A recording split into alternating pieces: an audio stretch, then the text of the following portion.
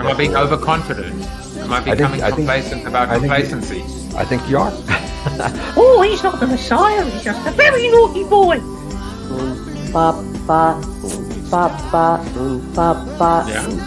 Yeah, I've got big ears. Brian just wanted to see anyone.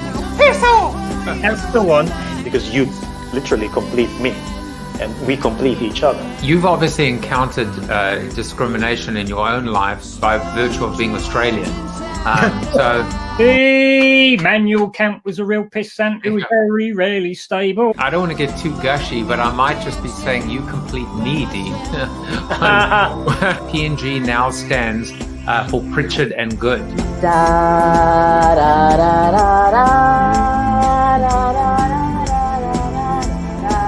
Branding is not a bad blind date.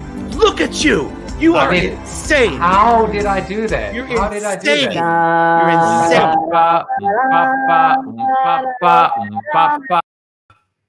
Well, welcome everybody to my favorite day of the week. It's Friday. It's Friday. It's a happy day because I have 4 of my previous guests back with me. I had to show the introduction with Diane Hessan, but I realized there might have been a couple of let's say, Kado unfriendly words in there. So, but I had to show it to you, but hopefully Kado did not see or not repeat back maybe some of the words, but it's a great day because it's a day when I get to celebrate old friends, new friends, relationships. I've had a crazy, crazy week. Like literally every day this week has been another issue with a guest. But the funny thing is, you know, as the old saying goes, what doesn't kill me makes me stronger. The resilience that I've been able to build up, you just take it in your stride and you deal with it. There's nothing else you can do. You just deal with it. So I've really had a joyous week. And no matter what life has put in my path, I continue on this path and enjoy it. Mr. Stephen Rubin is here. He is watching. Glenn is driving south on the I-95 again and watching on his and using his self-driving car. This is amazing. You can watch Corona TV and drive a car at the same time. We keep going, says Bob Farnham. And Tom Morris is back. His internet is restored. He missed yesterday, but I'm glad that he is back as well. Well, a little bit of admin. I've done a few things, actually, interestingly. I have closed down or suspended Jaffe Juice TV on Instagram, and I'm now going to just push everything through one account, which is Jaffe Juice on Instagram. So that means the CoronaBytes that you will see on today's show, you will only see them in 2 different places. One of them will be in a compilation called The Week That Was, and I debuted the second TWTW, The Week That Was, which is on my YouTube channel, but also you have the ability to see it on today's show. Another quick update. The Jaffe Creator coin is doing actually pretty well. Looks like people are really becoming and building and buying into the Jaffe economy. And so if you are interested in sending a thank you my way, a tip, I mean, it could be a penny, I don't care. But also just to experience not just this idea of cryptocurrency and creator coins, but supporting the creator economy, which I think is really important. Go ahead and check it out. And look, the one thing that I want to say to you guys is we're all part of an active experiment. So head on over to rally.io/creator/Jaffe and play around. And if you think, actually, I'm even more interested in hearing your thoughts on experiential packages and ways that you think I can include this cryptocurrency, this branded creator coin into the show, experiences that I can offer. I love it. I love experimenting. One more thing. Next week, I will be running a masterclass for the ANA and with the ANA on social audio, drop-in audio, Clubhouse for the most part. I'm joined by Scott Monty, by Mr. Fanzo, by Roxy, by Richie and Jeremiah, and we are going to just share some thoughts on what opportunity, what platform social audio and Clubhouse can actually bring to the brand table. It is a free masterclass, and all you have to do is register, and I can provide a link to that if you like. In fact, I will provide a link to that, and there's another way that you can get it. In fact, I'm going to post a link in the comment thread below. But one thing as well, you can go to my Linktree, and my Linktree will have all the details that you need to register and to watch this. We're going to have a 1 hour show, a 1 hour masterclass, and then there will be a 1 hour follow-up, follow-through after party in Clubhouse. So one more thing, and then I'm going to bring my guest on. Next week's guest, Mr. Tom Peters, the Tom Peters on Monday, Ginny Dietrich, Jay Samet, and Sean Kanango on Thursday. Sean and I we're going to do the show at 9:30 p.m., a late night rendezvous with Sean and Joe, Thursday night, 9:30 p.m. Hope you can make it. Well, that was next week's guest. Now let's focus on this week's guest. That's not even accurate anymore because we've had a number of changes. What is accurate is Brittany Hodak. What is accurate is Diane Hessan. What is accurate is Sarah Townsend, who was out, she was in, she was out, she was in, she was out. She did the hokey pokey. And welcome, guys, to the show. Hey, thank you so much. We're so excited to be here. Thanks. Yeah. So I haven't I'm sure there's a theme to the show. I just can't put my finger on it. But if you guys figure out what the theme is, please let me know. How about that? It is looks like amazing guests is the theme that I see. Or 3 brunettes wearing black with someone much more courageous. The theme is community. The theme is relationships. The theme is great content and great conversation. And I'm so thrilled that you guys are with me today. You get to celebrate the day of the week, which is National Certified Nurses Day. It's a day that we get to really acknowledge, thank, and send our gratitude to all the nurses out there, certified nurses, and thank them for their service. And you guys are co-hosts now, so you get to thank them if you want, or we get to just move on and look at our birthdays. Do you guys know anyone on this list? Otherwise, I will thank Deb Eastman, Joel Shute, Tim Gaylord, John Steinberg, Lisa Bradner. If you know anyone, say happy birthday to them. And if you don't, that's fine too. Or go to my LinkedIn contacts. There is Joshua, Masood, Irene, Stan Phillip, Erica Litvan, Alex Caston. Happy birthday to all of you. Those are the birthdays. That's it. That's the preamble. Nicely done. Are you ready to get on with the show? Nicely done, and thank you to the nurses. Yes. Exactly. All right, Brittany Hodak. We see nothing. We hear nothing. Would you like to kick us off, or would you like to go later? Yeah, let's do it. Let's roll. Do you guys want to meet a special guest to kick things off? Come here, Cato. You want to go be the special guest? You know what? I got so excited by everything, I forgot about our icebreaker. Let's do the icebreaker quickly while Cato is walking around. So it is April Fool's coming up.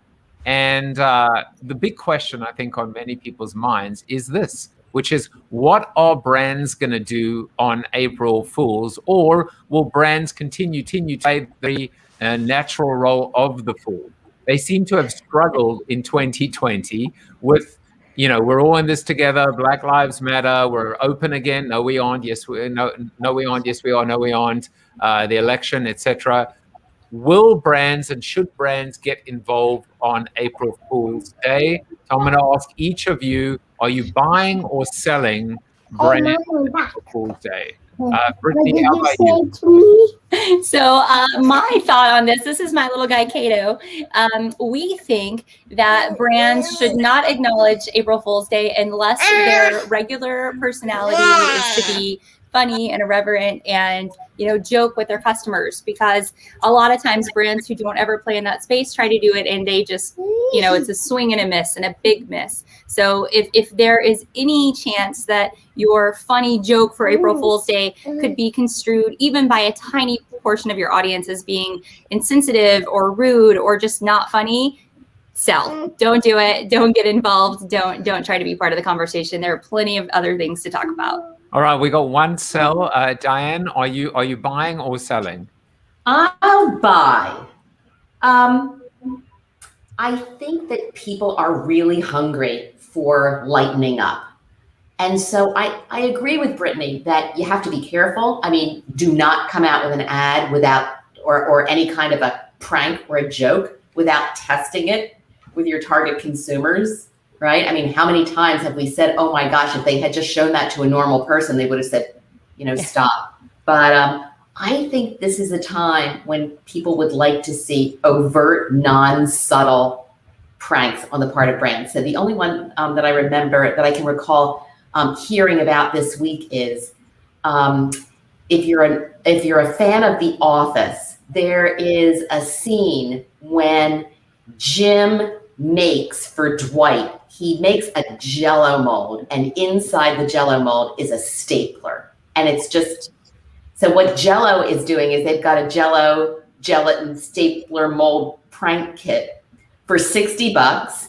You get all the Jello you need, the lemon, the black cherry, everything else, and full instructions on how to actually recreate the pack. And I think people are going to buy it. And people are really excited about this thing. So it's on brand. I don't think there's a lot of confusion. The worst thing that happens is you don't get it because you've never seen an episode of The Office. So I think well thought out, lighten up, not too subtle sorts of April Fool's pranks are welcome. We're just all dying to laugh. Well, Monif says just don't do it, but I wonder maybe he's thinking of Nike. Who knows? And Mark Masters is here, no doubt, celebrating today, but also celebrating Sarah Townsend. Sarah, are you buying or selling brands and April Fools? I am a hard sell on brands and April Fools. I'm not a fan of that style of humor at all. I really struggle with April Fool's Day. It's just that kind of humor, the pranking, the idea of kind of getting one over on someone and that being funny. It's just a me thing. My brain cannot compute that kind of thing as humor. And so many brands, as we've seen in the past, have tried and failed and they've been tone deaf, or it's just really cringy. So yeah, no, I'm a pass on April Fool's humor. All right, we have 2 sells and 1 buy. Anne Janzer, you get to bring us home. Are you buying or selling? Come on, Anne, come on. Well, everyone has great points. I am buying, but with 2 provisos. It cannot be the one day of the year that you have any humor in your relationship with your customer. I mean, it has to make sense in the context of your relationship, or else it's crazy. And 2 is, yeah, we all need more levity. Pranking, the April Fool's thing, what that really does is it makes, you're pranking almost your customer. And that's always a really dangerous thing. So approach April Fools with levity, but our trigger from, humor is like, wait, that can't be right. And then, aha, that's funny because it's not what I thought. We have to make that a very shallow trigger. We can't really, and I think that's part of what Burger King has stepped into with its Women Belong on the Kitchen.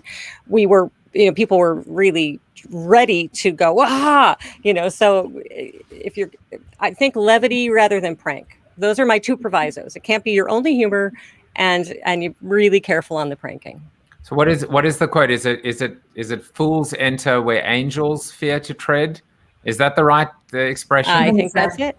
Yeah. So we might have to just rename that with respect to brands, which is fools enter where brands already were, because they would no. But I think it's that's a really great point, which is as long as it is consistent with your brand persona and with what you've been doing before, it doesn't stand out and it doesn't seem like a complete anomaly. So I'm glad I forgot, but then I came back to the icebreaker. And here's one more thing as well, which is today after the show, we're going to head into Clubhouse for a little bit of a meet and greet and an after show. And if you'd like to join us, the link is in my Linktree, linktree.com/jaffejuice. Except for Sarah Townsend, who is boycotting. I'm a conscious objector to Clubhouse. I'll come on to that.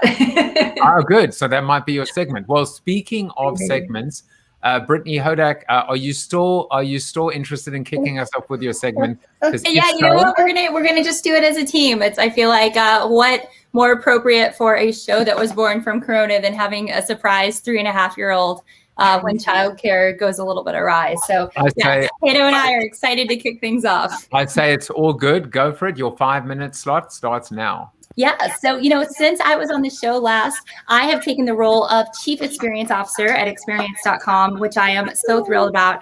Experience.com is an experience management platform. And, what I love about where we're at in the world of CX and EX right now, it feels like we're at this really special moment. And I think COVID accelerated this to a large degree of business owners realizing that experience is everything, right? The best way to future-proof your business is by creating amazing customer experiences. And the way you do that, besides, of course, getting really clear on your brand and your story and your superpower, is by empowering your employees. So EX is at the foundation of all great CX.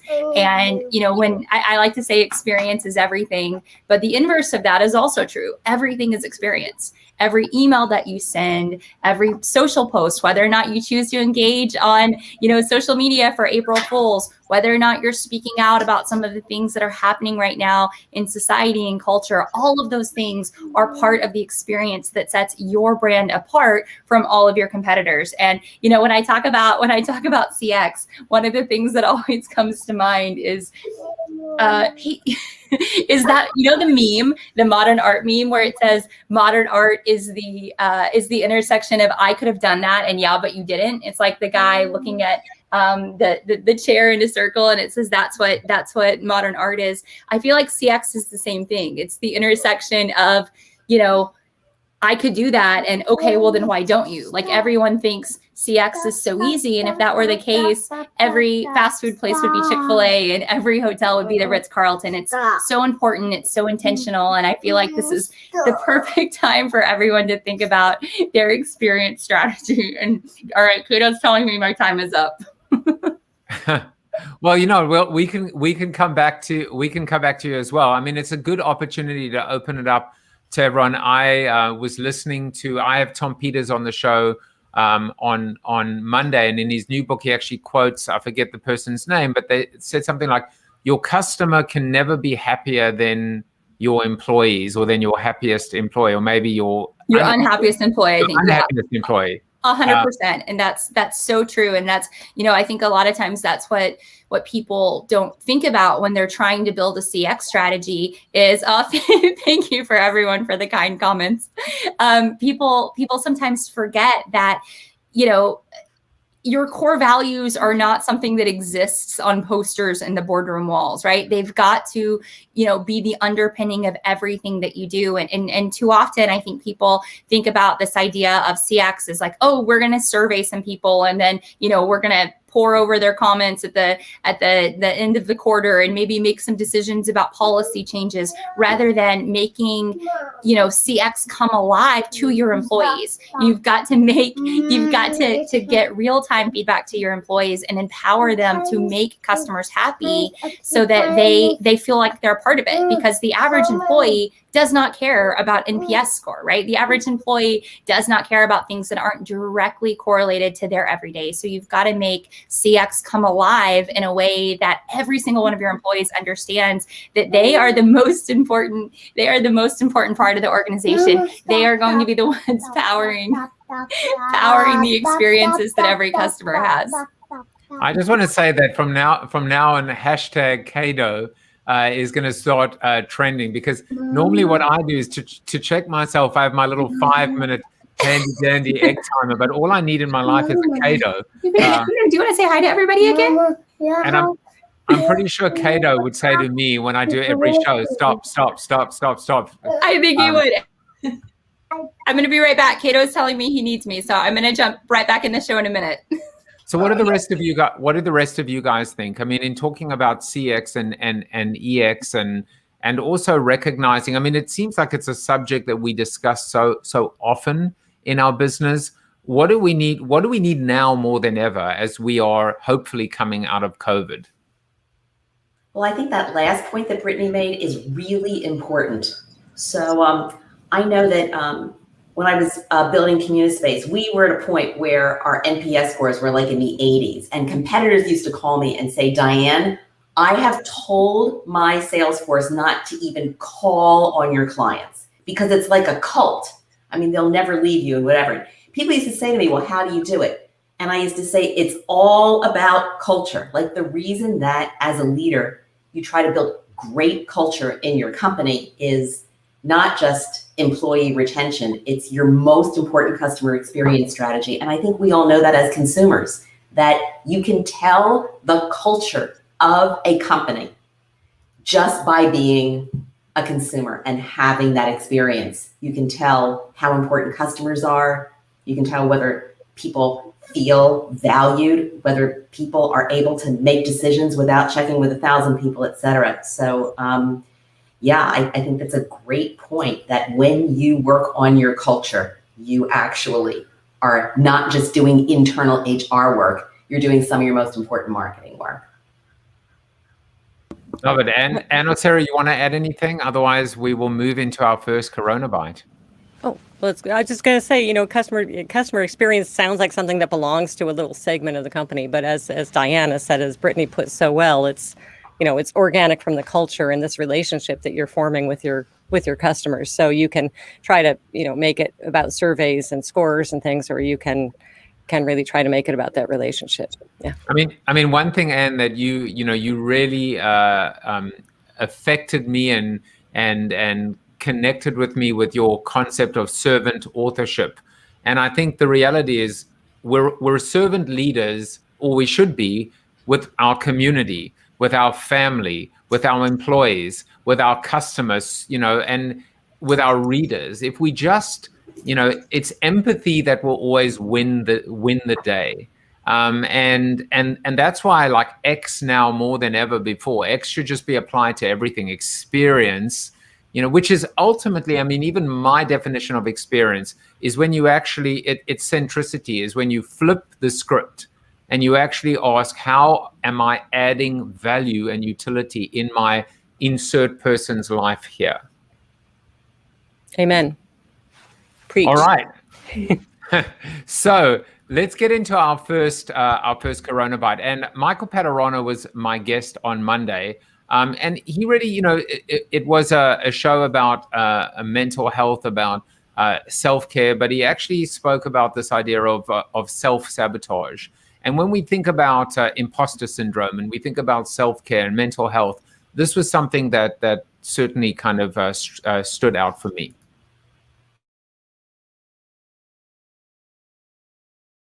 I wonder whether special people are mischaracterized as lazy when the reality is they're almost self-sabotaging. They are intentionally and purposefully not achieving or going for it because of this fear of actually standing out and having the spotlight shone on them. The easiest way not to have anyone to have high expectations of you is to always underachieve. So what I did was I just set the bar really low.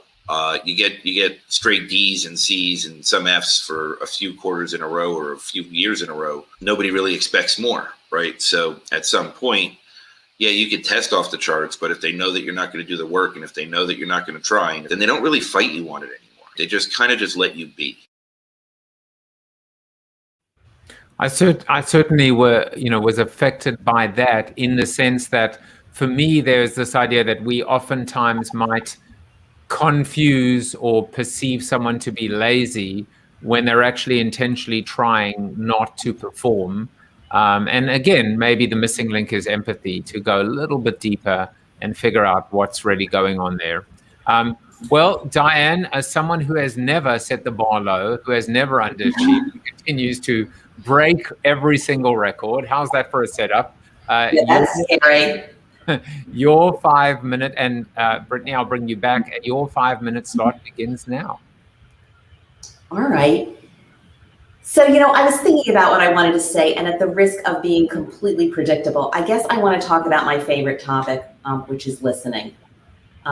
So here's trivia. The saying, "We have 2 ears and 1 mouth so that we can listen twice as much as we speak," was actually said by the Greek philosopher Epictetus. I love that. There's trivia for the day. But, maybe your mom said the same thing. I mean, listening hard is the most important act that we can engage in if we want to show someone, anyone, a customer, a voter, a spouse, a friend, respect and empathy. If we want to have any chance of breaking down barriers. And we already know that, but for some reason, we just cannot stop talking. A customer objects to our price, and we talk about the value that we're bringing until we're blue in the face.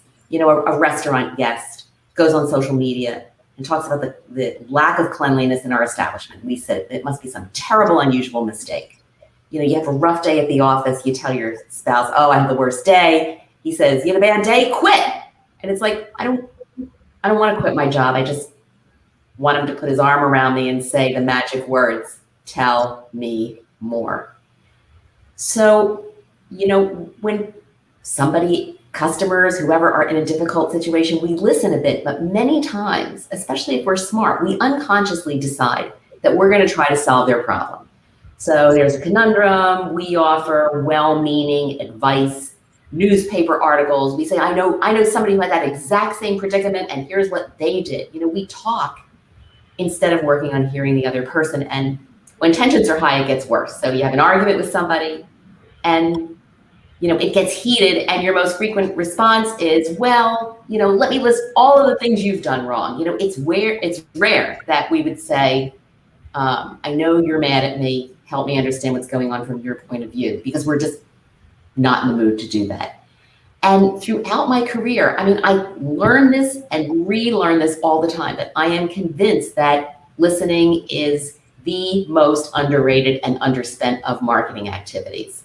I first did a project of this actually in the 80s in one of my first jobs. We did a study. It was called a sales competency study. We looked at salespeople who were really, really great and compared them to people who were moderate performing salespeople. And we wanted to see what the differences were. We thought, well, the great salespeople are going to be the most enthusiastic. They'll talk more about the benefits of the product or whatever. And instead, what we found was that the very best salespeople actually shut up and listened to the customer, that the customer actually had the most airtime in those calls, which of course is why a lot of really introverted people are great performing salespeople. And I ended up applying that to marketing and built a company to help corporations listen to their consumers rather than doing what they spent so much money on, which is talking and promoting. And I remember my most retweeted tweet ever since 2007 was during the Super Bowl. I think it must have been around 2009 or so. And I said something like, for the cost of your awful Super Bowl ad, you could be in conversation with 30,000 consumers around the world all year long. And that's the most retweeted thing, I've ever said.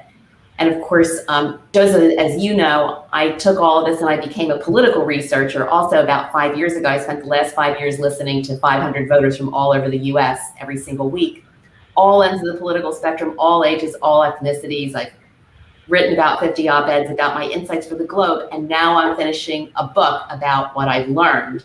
And I've learned the same lesson again, like with everything that I'm sharing about what I learned from people. My last chapter is about the power of listening. So I guess for this weekend, if you're with a friend or a customer or a partner or anyone, and there's a problem or the tensions get high, just try the 3 magic words, tell me more.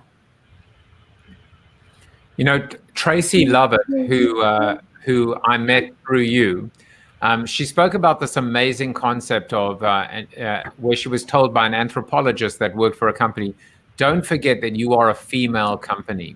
and it had nothing to do with how many women worked there, but exhibiting female values and attributes. And the one thing that has typically been male versus female, masculine versus feminine, is the ability to listen and empathize versus attempt to just immediately try and solve a problem. And I think that's what struck me, which is sometimes solving the problem is less important than actually being able to allow someone to talk, vent, articulate what they're feeling. And maybe even the solving of the problem isn't actually solving the problem itself. Exactly. Yeah, although, I don't know what the rest of you think. I get a little nervous calling listening a female characteristic, just like I don't like talking about women as the best collaborators, the best relationship people and everything, because it kind of implies that we can't run the business, analyze the numbers, do big deals, or any of those problems. And I think the flip side of that is it also kind of gives men a pass, right? The inverse of that is saying you don't have to be as good as your female colleagues at this if you just happen to be a male, right? It's dismissive of the entire category, Diane, to your point. It's dismissive to women. And I feel like it also is unfairly saying to men, you get away with doing less. Which, let's be honest, there are enough other places in the world sending that message. So we need to reclaim, we need to rethink, and certainly, stereotypically or in the past, how that might have been generalized. It's not an or, it's an and. And the most important thing is whether you are, and whomever you are, listen first and then talk and then solve the problem. And in fact, by listening, you might actually be able to solve the problem even better. Yeah, I love that the Oprah quote where she said on the last day of her talk show that every single person she'd ever talked to on the show had one thing in common, and that was all 30,000 of them wanted validation. Every single person just wants to know, do you see me? Do you hear me? Do I matter? And that listening and validating back is so powerful. To your point, Diane, I think you stated it fabulously. It's perhaps the most overlooked and yet simultaneously most important aspect of marketing is making your customers feel like they're part of it. I like to say that super fans are created at the intersection of your story and every customer's story. And if you're not listening to your customers, you're never going to be able to take them from apathy to advocacy. You're never going to be able to show them why you merit a place in their lives because you haven't made the investment in getting to understand their story and adding value to them in a very real, tangible way. And if you're really great at listening, you don't even need to solve the problem. Because as you say, Joseph, sometimes people just want to vent. Yep. You could solve the problem by, listening is not just, okay, I think I got it. Like the restaurant's not clean. Really saying, when did you come in? What happened? How bad was it? Everything else. Sometimes you can say, we're really, really working on this. Do you have suggestions for us? Sometimes the solution is the relationship and not the problem of the solution. And yet as marketers, we're told, what's the problem to be solved? Let's go solve some problems. Let's go solve some problems. And really, especially as everything's moving to subscriptions, it's like, what's the relationship the customer needs? How do we show up in that relationship? That's what marketing should be changing its mantra to, rather than simply problems to be solved. Yeah. I have a new thought that actually just, came to mind as well, which is when you attempt to solve a problem off the bat, you're almost oversimplifying to a fault, and not recognizing perhaps the complexity of that problem. And the more you listen, the more you learn, and therefore, by all things being equal, the better the ability and the propensity, or the potential, I should say, to solve what might be a complex problem and do it right, with care and consideration. So, Diane, as always, that was great, because being able to think about things like what have we discussed so far? Experience, community, listening. People might think that those are tired concepts, but the ability to actually stay vigilant and keep on bringing new thinking and fresh thinking, and that's what we just did.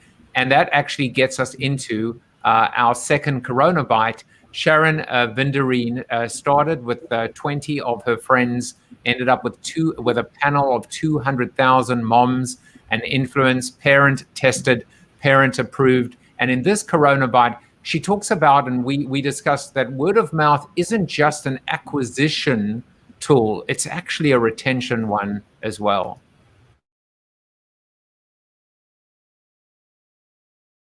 But what we're most proud of is that we have a membership that we have managed to retain. You've got to eat your own dog food, or maybe I should say you've got to be able to eat your own yellow Jello, because the word of mouth of your community experience ultimately is as much a part of that growth hacking for success formula as the formula itself. If you didn't treat your community well, if you weren't engaged, if you didn't nurture, the community would stop growing.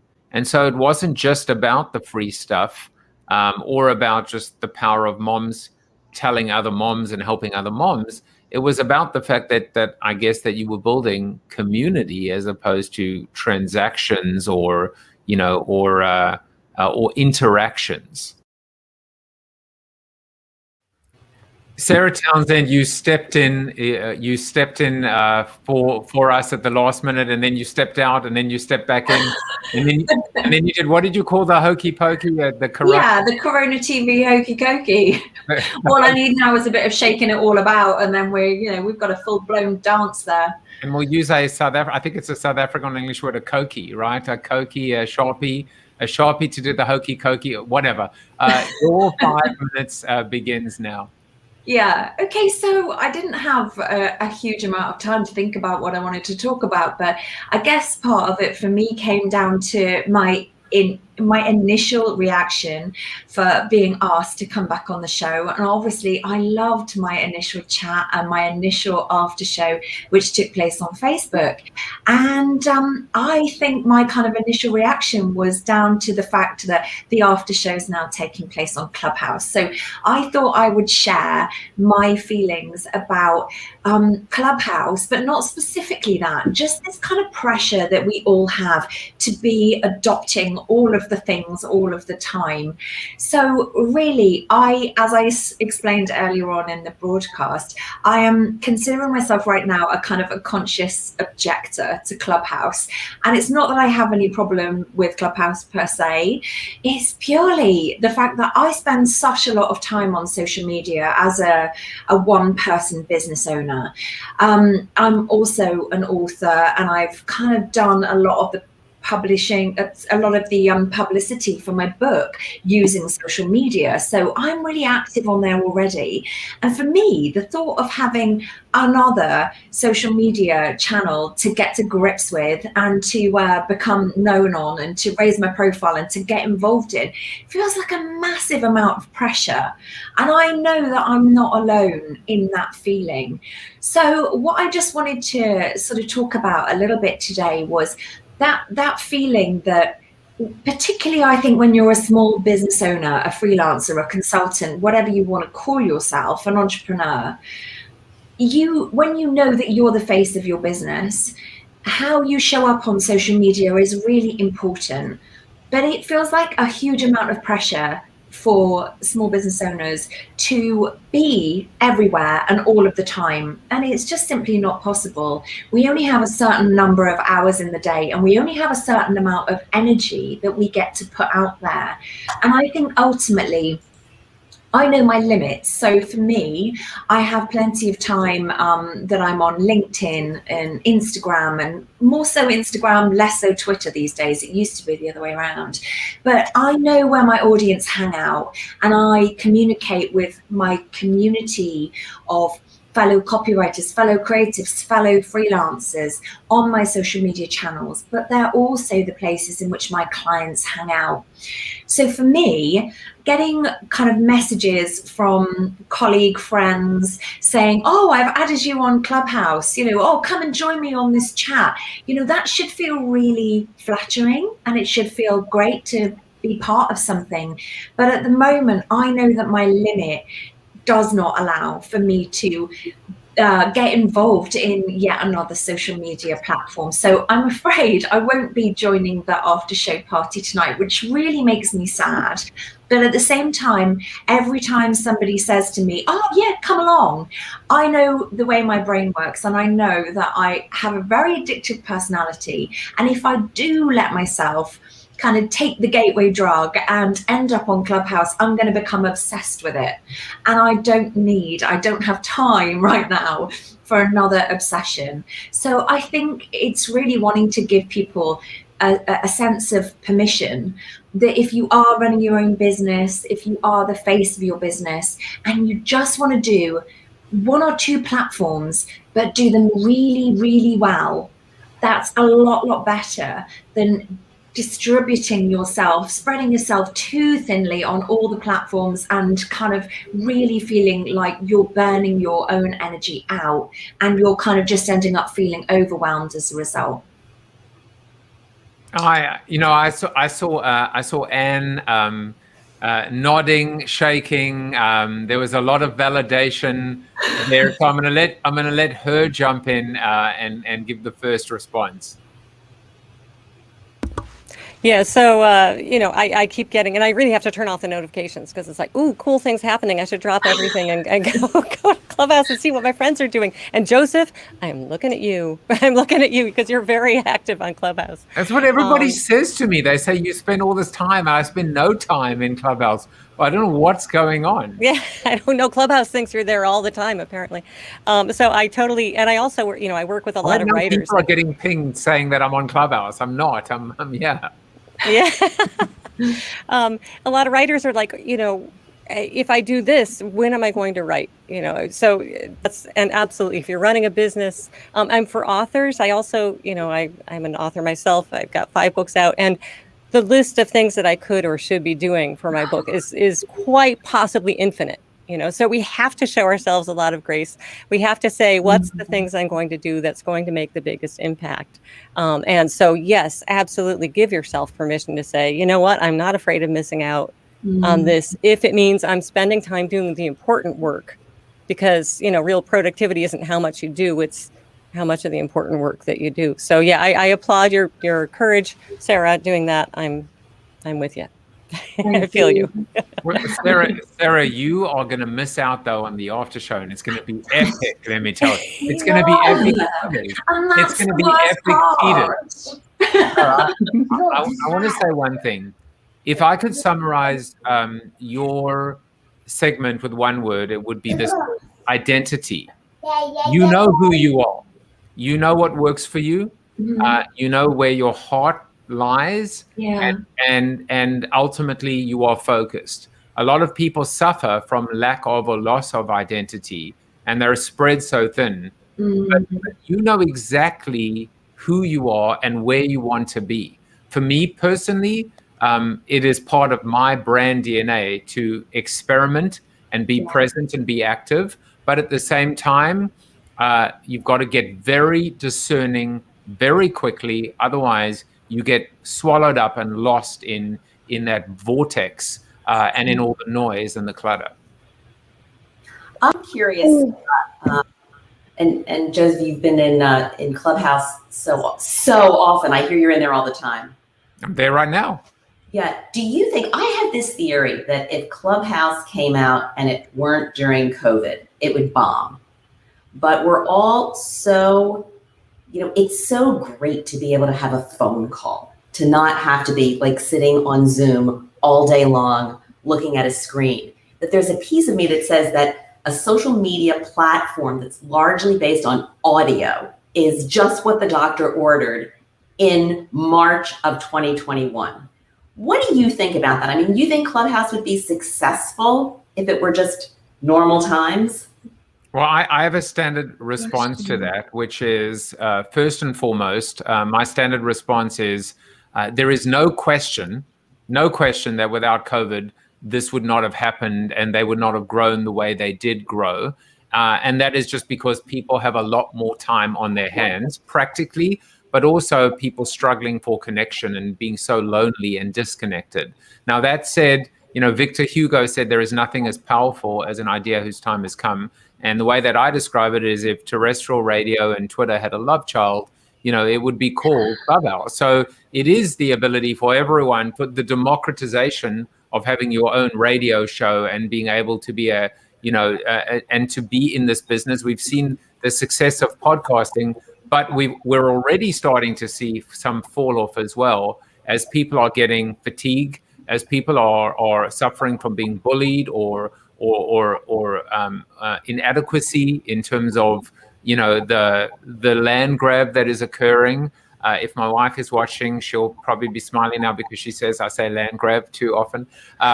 But I think that's my response. And you know what? We can take that into the Clubhouse after show, because most conversations in Clubhouse are about Clubhouse. Exactly. That's meta. That's meta. Very meta. So, Sarah, as always, you just, you know, the only thing I was thinking of, like, as you were talking, I was looking around, I was like, where is my water?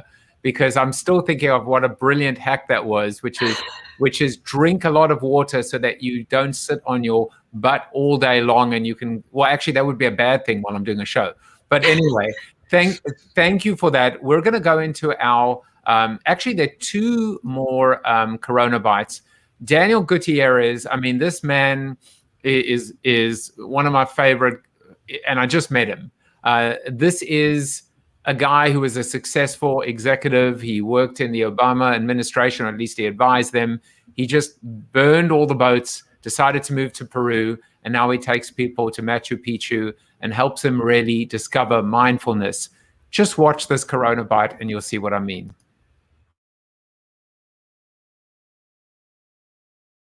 There are these reminders all around us all the time, but are we paying attention? Are we alive? Are we awake? Are we able to see the signs as they present themselves versus being blind? That was pre-COVID. I remember doing an event. I was a speaker at Mercedes-Benz, and there was this beautiful, beautiful yellow tree. It was the only one. It was in the fall on campus right before you come into the building. And I remember asking 400 people, what's the most beautiful thing on your drive into campus? Not one person said that yellow tree, because nobody saw it. Nobody saw it. They were too busy trying to get to their office. And I said, when you leave today, look at the beautiful yellow tree. It's an example of how you're missing out on life by not being present. Isn't that beautiful? The beautiful yellow tree. Today, you are all part of this beautiful yellow tree. And Brittany had to jump because she's being present and she's being with her son. And so she said, she just sent a little note, but we enjoyed having whatever time we did have of her and with her today. Anne, you get to bring us home. But before you do, anyone want to just, I have another Daniel clip afterwards, but wasn't that just beautiful? Absolutely. Yeah. Welcome reminder to look around, to put down your Clubhouse for a moment. You can't see beautiful yellow trees on Clubhouse unless somebody's profile picture is a beautiful yellow tree. But even so, Anne, your 5-minute slot begins now. Okay, so I thought long and hard about what to do with this, and I decided I'm just going to share with you something that is a little practice and exercise I have, and that you can use, hopefully, with every email that you write. Okay, because it's so, we talk about empathy. I write about empathy in marketing. I write about empathy in writing, but you know, we all live inside our own heads at the same time. So for me, empathy is something I have to. It's like working out, you know, you have to keep going back and practicing it. It's like mindfulness, right? It's not, maybe it's our natural state, but it's very hard to live in. So so here's my little exercise, and you can do this with any email that you write today, this weekend, next week.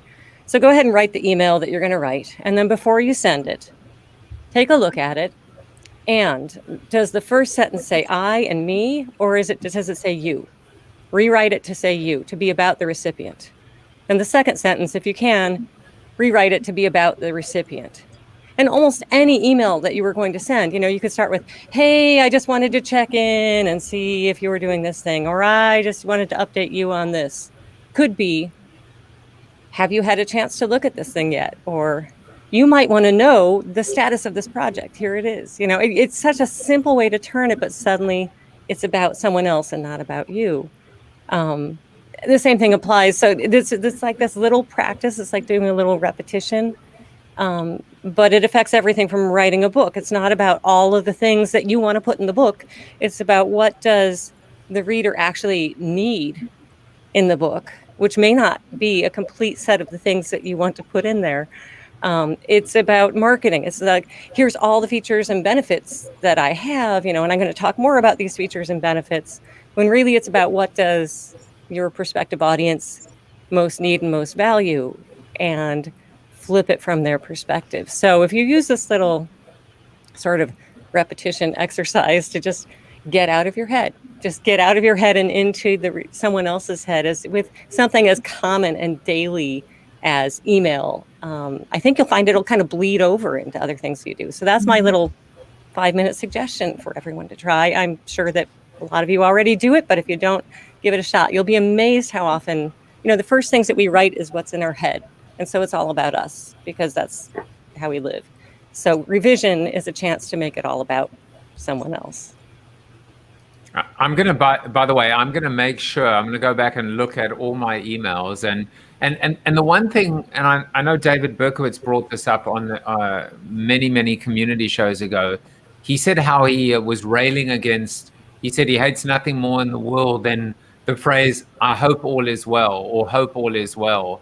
And I was thinking, hope all is well is still, I hope all is well. It's still, I wonder how that can be flipped, not only, but also, what he says now is, I hope all is well. And if it isn't, please let me know if there's anything I can do to help you. I love that. So that it isn't just a throwaway, like, oh, we need a filler, high end, filler. Let me sell you some stuff. Best regards, Joe. Right. Yeah, I mean, often these phrases that we put in that are all about us are filler. Often, I just wanted to touch base, or I just want to let you know, or I was thinking about, and and it's filler because we're always thinking of ourselves.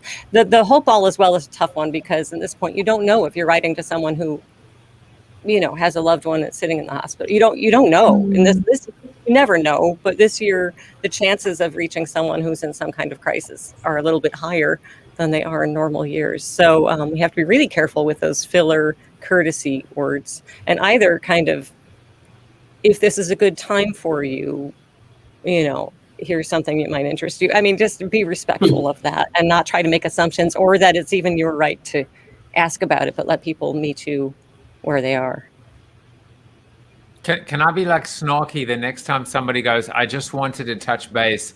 I'll respond by going, I'm so happy that you just wanted to touch base. I was sitting here just waiting. I had no meaning in my life until you touched base, and now I am complete. No, you can't be snarky, because this is our natural state. I mean, I guess that's why I'm also trying to get a little bit of self-compassion, is that we live in our heads. We can't help it. This is how the words come out. But we do have revision. We do have the chance to revise, and that's the saving grace for us as writers. I think there's also this idea of before we send the email, to pause. Maybe it's going back and revisiting the power of listening, Diane, which is maybe listen to our own words. We've just talked in the form of typing. Now maybe it's time to reflect and listen and introspect, and then be able to go and revise based on Anne's super simple and yet very powerful idea. Yeah, I love your advice, Anne, and I've never heard it before. So points for originality also. And based on what the two of you have been saying, it sounds really hard to do. It's not. I mean, it becomes simpler as you go on. But here's the other point, and that's not only are you more empathetic, but people are way more likely to actually read your email and act on it, because it's about them and not about you. So you have to become more effective. And this is, why empathy makes you more effective as a writer, why it makes you more effective as a marketer, all of that things. So it's a win all around. Yeah. Well, I do want to say one thing, which is whenever I am in a room in Clubhouse, which apparently is all the time, and I see Anne Janzer pops into the room, I smile. I just want you to know that. I really do. I'm so happy you're there. I'm like, quality people are in this room now. So you know, I just wanted you to know that. Manif says, you are missed, a message I received from a friend. Oh, I like that. That's lovely. Good, Manif. Yeah. Or you've been on my mind. Yeah, I like it. That's a good one. Yeah, that is a good one. Yeah. Or if you're Sarah Townsend, I hope you are hydrated. No, not I hope you're hydrated. You should be. You should get yourself a pint of water. How about that? Yeah. As opposed to, dear Sarah, you were really missed during our Clubhouse conversation. You were really missed when you went to the restroom because you were very hydrated. Well, I've got one more Daniel Gutierrez clip, another one, and I'll just play it and then we can talk about it afterwards.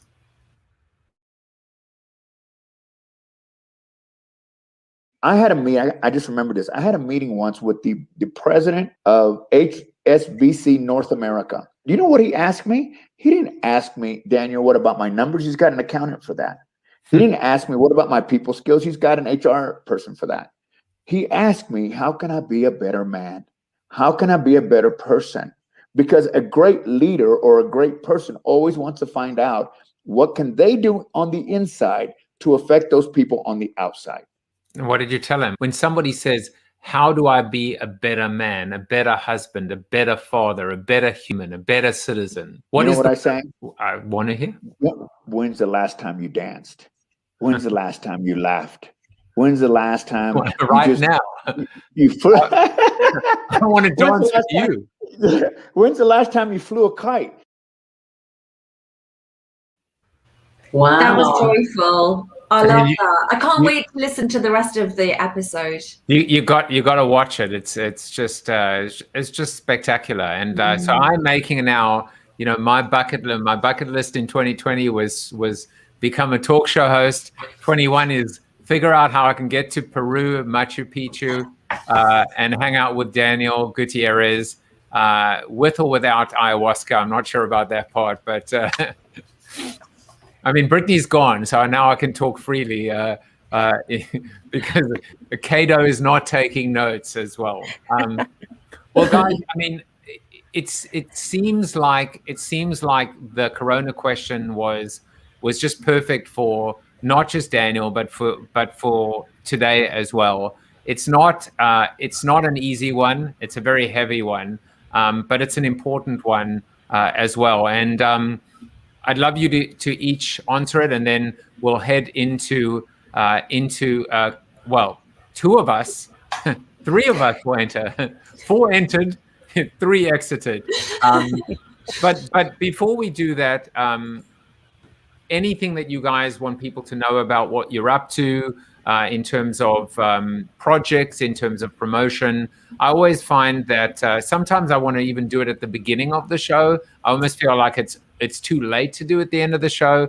But if people were sticking around and listening to those, you know, all the insights today, hopefully they'll just get one more pearl, which is finding out about what you guys are up to and how people can collaborate with you. So let's go in maybe reverse order. We'll go Anne, and then Sarah, and then Diane. So if you want to find out about my ideas of servant authorship, they're in my latest book, Get the Word Out, Write a Book That Makes a Difference. If you want to find out my ideas about marketing, they're in my book, Subscription Marketing, and I'm at annjanzer.com. Send me an email. I'd love to chat. And when you do send the email, make sure you don't start with the word I, right? Correct. Sarah, I know it's 4 hours later where you are, and you stepped in the last minute. I'm very grateful for that. What do you want to let people know about what you're up to at the moment? That's a very good question. I'm still very much on following the energy with promoting survival skills for freelancers, because the emails that I get from people who've read it and say, someone said the other day it took me months to read How to Win Friends and Influence People, but I read your book in 3 sittings, and it's really making a difference to people's lives. So this is it. Very pink, fetchingly matching Joseph's taglines there. Check it out if you haven't already. I'm thinking of doing, because I'm doing some mentoring, group mentoring for the Freelance Her 100 project, which is taking place in the northeast of England at the moment.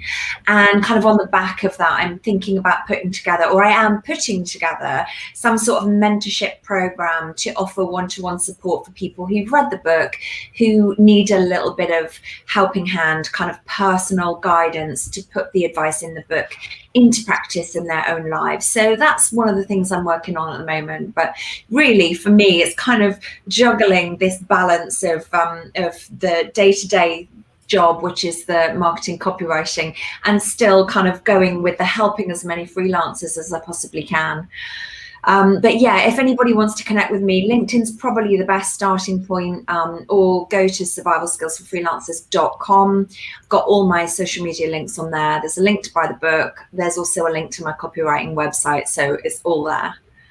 Wonderful. And Diane, last but definitely not least, how can people get hold of you? And when's the new book coming out? And when it does come out, will you come back on the show? Oh, I would love to come back on. So, all right, wait. I'm going to say this with you. So if you got to help me, Anne, if you spend any time thinking about politics, you might have these gnawing questions like, who are these American voters? Or how can 35 million people think the Biden election was fraudulent? Or on the other side, how can all of these people think socialism is a good idea? Or who are those women who love Donald Trump? Or people have so many varied responses when football players decide to take a knee, and so on and so forth. So the book I've written is the culmination of 4 years and 7 million pieces of data on what I've learned from talking to American voters. It's called Our Common Ground, Insights from 4 Years of Listening to American Voters. It's going to be out in June. Published by Real Clear Politics, Real Clear Media, which is a subsidiary of Real Clear Politics. I just sent the final manuscript in for editing last week. And so now I'm in the thick of getting blurbs and doing all of those things that many of you know about, because I know we have a lot of authors listening here. So I'm excited about it. I wrote a book about 25 years ago. It was more of a marketing and customer book. So this is new territory for me, but I have a lot to say. And as you all know, the last chapter basically says that we can really turn the heat down in our country if we just shut up and listen to each other. And I talk about how we do that. So you can find me on Twitter, Diane Hessan. If you want to know more about the book, or if you have ideas for me, my email address is really easy. It's just dhessan@gmail.com. I'm all ears. And yeah, we'll see. Fingers crossed. It's been fun today. Wonderful. I've had fun too. I've opened up the room on Clubhouse, and what we will do right now is just have each of you leave us with the response to this very easy question: how will you be remembered? Starting with Diane. We'll go in the order that you started today. She was there for me. Yeah, as you were for me today. Sarah Townsend, how will you be remembered? Warm wisdom for those who are working for themselves. And you have been, I mean, incredible for all those freelancers out there, which I guess I am too as well. And finally, Anne Janzer, how will you be remembered? She helped me find and amplify my voice. Beautiful. And help me write better emails without starting with the word I. So I appreciate that as well. Well, guys, thank you so much. Corona TV will be back on Monday with Tom Peters. But before we go, Mr. Chuck Norris has these fine words for all four wonderful, wonderful guests today, including actually 5 guests, because I have to include both Brittany and Cato. You are Chuck Norris approved. There you go. Let's head on to Clubhouse. Except for Sarah, we will see you guys soon. Take care. Thank you, guys. Have a great weekend, everyone. Bye. Thank you for watching Corona TV with your host, multiple author, and global keynote speaker, Joseph Jaffe. Corona TV is the show about hope, positivity, optimism, and if there's time left over, a little bit of marketing. If you like the show, tell a friend or two. Please subscribe to the show at coronatv.show. And if you want to get inside news, previews of upcoming guests, and much more, text Corona TV to 66866 or visit josephjaffe.com/subscribe to sign up for the show's newsletter. And despite the best ministrations of your wife, you still look ugly.